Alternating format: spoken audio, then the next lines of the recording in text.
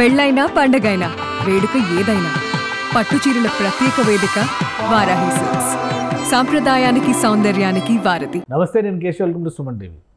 ఆంధ్రప్రదేశ్ రాజధాని అమరావతిలో నిర్మాణాలకు సంబంధించి ఒక్కొక్క అడుగు ముందుకు పడుతుంది. ముందుగా XLRI Xavier institute of management అతి త్వరలోనే అమరావతిలో కార్యకలాపాలు ప్రారంభించేందుకు కావాల్సిన చర్యలను చేపడుతుంది. అలానే అటు ముంబైలోను ఇతర ప్రాంతాల్లోనూ కూడా ఈ సంస్థ చర్యల్ని అంటే తమ కార్యకలాపాలను విస్తరించేటువంటి ప్రయత్నాలని ముమ్మరం చేయాలని నిర్ణయించింది. అసలు అమరావతిలో XLRI స్టార్ట్ అయితే వచ్చే ప్రయోజనాలు ఏంటి? ప్రధానంగా విద్యారంగానికి సంబంధించి కానీ మేనేజ్మెంట్ కోర్సులకు సంబంధించి కానీ ఇక్కడ కలిగేటువంటి ప్రయోజనాలు ఏ విధంగా ఉండొచ్చు? ఈ అంశాలను విశ్లేషించేటువంటి ప్రయత్నం చేద్దాం. మనతో పాటు సుబ్రహ్మణ్యం గారు అనలిస్ట్ ఉన్నారు. సుబ్రహ్మణ్యం గారు నమస్కారం. నమస్తే సార్. XLRI అనేది ఒక ప్రతిష్టాత్మక సంస్థ, అంతవరకే తెలుసు.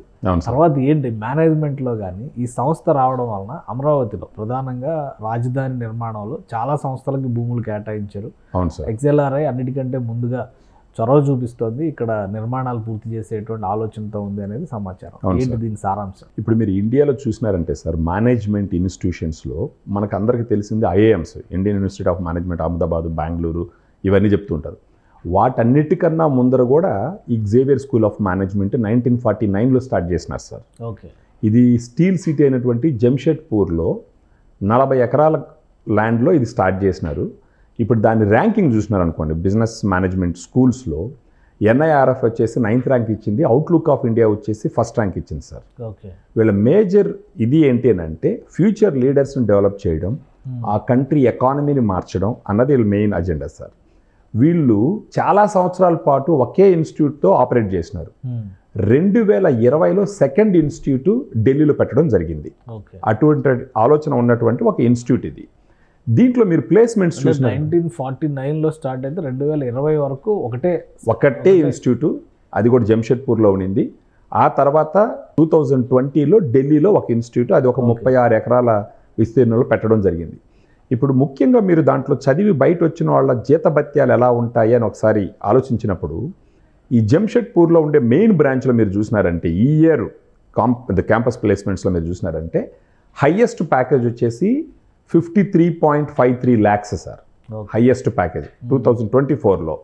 ఇప్పుడు టాప్ 10 స్టూడెంట్స్కి మీరు చూసినారంటే around 47 lakhs per annum package, 47 లక్షలు సంవత్సరానికి శాలరీ. టాప్ 25 చూసినారంటే 40 లక్షలు ఒక్కొక్కరికి. సో 47 lakhs వచ్చి యాన్యువల్ ప్యాకేజ్, అది అంటే ఇంచుమించు నెలకు వచ్చేసి 4 లక్షల రూపాయలు. వీళ్ళంతా ఎక్స్పీరియన్స్ లేకుండా కొత్తగా వచ్చి చదివి బయట వచ్చిన వాళ్ళు అనమాట. ఇప్పుడు ఒకవేళ ఒక 10 years 15 years ఎక్స్పీరియన్స్ ఉందంటే ఆ ప్యాకేజ్లో ఉంటారు సార్. ఇప్పుడు ISB కొంచెం దాని గురించి మాట్లాడదాం సార్. తర్వాత టాప్ 10 వచ్చేసి 40 lakhs, టాప్ 25 వచ్చేసి అరౌండ్ 33 lakhs అనమాట. అదే మీరు ఢిల్లీ క్యాంపస్ తీసుకున్నారంటే ఈ ఇయర్ నంబర్ 1 ప్యాకేజ్ వచ్చి 75 lakhs సంవత్సరానికి.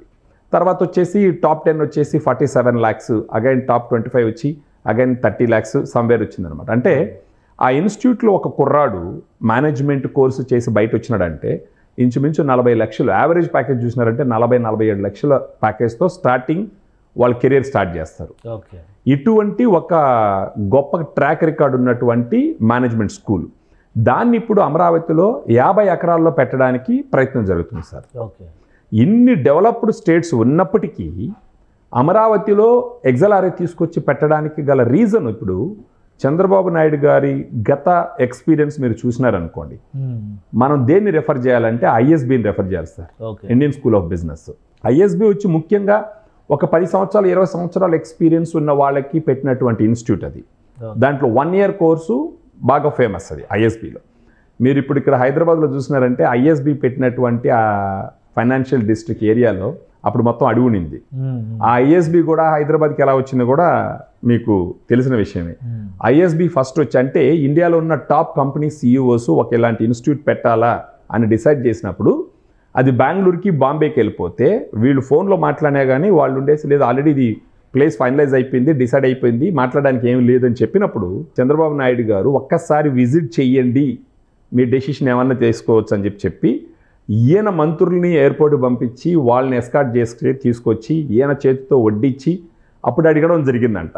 అంటే మీకు ఇప్పుడు బాంబేలో కానీ బెంగళూరులో కానీ పెట్టడానికి మీకు ఇచ్చినటువంటి ఫెసిలిటీస్ ఏంటి అని అంటే వాళ్ళు మాకు ల్యాండ్ ఇచ్చినారు, ఇది ఇచ్చినారు అని చెప్పినప్పుడు ప్లస్ ఒకటేసుకొని ఇక్కడ రండి అని చెప్పడం ద్వారా ఆల్రెడీ ఫైనలైజ్ అయిపోయినటువంటి ఇన్స్టిట్యూట్ హైదరాబాద్ రావడం జరిగింది. అక్కడ ఐఎస్బి పెట్టిన తర్వాత ఇప్పుడు ఆ ఫైనాన్షియల్ డిస్ట్రిక్ట్ ఆ చుట్టుపక్కల మొత్తం డెవలప్ అయింది.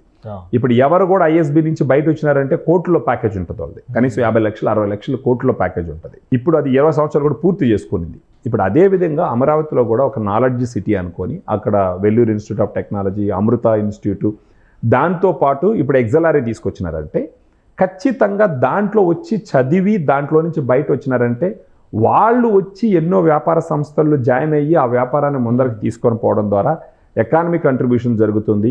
వీళ్ళందరూ అక్కడికి రావడం ద్వారా అక్కడ జాబ్స్ వస్తాయి, అక్కడ అన్ని రకాలుగా అభివృద్ధి అయ్యేదానికి అవకాశాలు ఉన్నాయి. అదే ఫస్ట్ ఫేజ్లోనే 5,000 మంది స్టూడెంట్స్తో ఈ ఇన్స్టిట్యూట్ రన్ చేయాలని ఒక ప్రణాళికను సిద్ధం చేసుకున్నారు అన్నారు. ఇంకోటి ముంబైలో కూడా విస్తరణ ప్రణాళికని ఎక్సెల్ఆర్ఏ ప్లాన్లో ఉందండి సార్. అది యాక్చువల్గా వాళ్ళు ఇన్ని రోజులు ఎక్స్పాండ్ చేయలేదు. 2020లో ఫస్ట్ టైం ఢిల్లీకి రావడం జరిగింది. తర్వాత అప్పుడు 2019లోనే చంద్రబాబు నాయుడు గారు 14-19లో ఉన్నప్పుడు ఆల్రెడీ అప్పుడు డిస్కషన్ జరిగింది సార్. ఒకవేళ అప్పుడు పనులు జరుగుంటే కనుక ల్యాండ్ అలాట్మెంట్ కూడా అప్పుడు జరిగింది. ల్యాండ్ అలాట్మెంట్ కూడా ఢిల్లీ కంటే ముందర అమరావతి అయి ఉండేది. కరెక్ట్. అంటే ఇప్పుడు మీరు అక్కడ చూడాల్సిన పాయింట్ ఏంటంటే 1949లో స్టార్ట్ అయినటువంటి ఎక్సెల్ఆర్ఐ చంద్రబాబు నాయుడు గారు అప్రోచ్ అయ్యేంత వరకు వాళ్ళు బయట వాళ్ళ బ్రాంచ్ పెట్టాలన్న ఆలోచనే రాలేదు వాళ్ళకి. 2014-19 మధ్యలో వీళ్ళు అప్రోచ్ అయ్యి వాళ్ళని కన్విన్స్ చేసి ఆల్రెడీ ఒప్పించినారు. వాళ్ళు రావడం కూడా జరిగింది, వాళ్ళకి ల్యాండ్ అలాట్మెంట్ కూడా జరిగింది. తర్వాత ప్రభుత్వం మారడం ద్వారా అమరావతి లేదన్న ఒక డిస్కషన్ జరిగినందువల్ల వాళ్ళు సైలెంట్ అయిపోయినారు.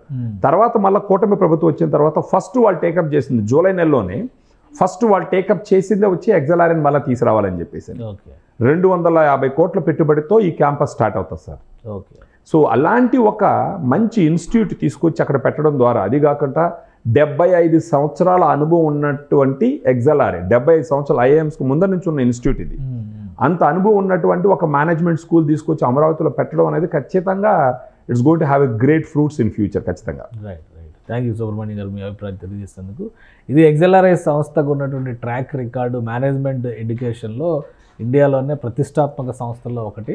అమరావతిలో ఈ పాటికే ప్రారంభం కావాల్సింది, అయితే గత 5 ఏళ్ల నిర్లక్ష్యం ఫలితంగా ఈ సంస్థ ఆగిపోయింది. ఇప్పుడు వీలైనంత వేగంగా ప్రారంభించడంతో పాటు ఇక్కడ 5,000 మంది విద్యార్థుల్ని అడ్మిషన్స్ ఇవ్వడం ద్వారా వీలైనంత తొందరగానే ఈ కోర్సులు కూడా ప్రారంభించేందుకు ఎక్సెల్ఆర్ఏ సంస్థ ప్రయత్నాలు చేస్తున్నట్టుగా సమాచారం ఉంది. దీంతోపాటు ముంబైలో కూడా క్యాంపస్ని ఏర్పాటు చేసే ప్రయత్నాల్లో ప్రస్తుతం ఎక్సెల్ఆర్ఏ ఉందని సుబ్రహ్మణ్యం గారు విశ్లేషిస్తున్నారు. ఇది special discussion. Keep watching. Suman టీవీలో మీ పర్సనల్ అండ్ బిజినెస్ ప్రమోషన్స్ కోసం కింది నెంబర్కి కాంటాక్ట్ చేయండి.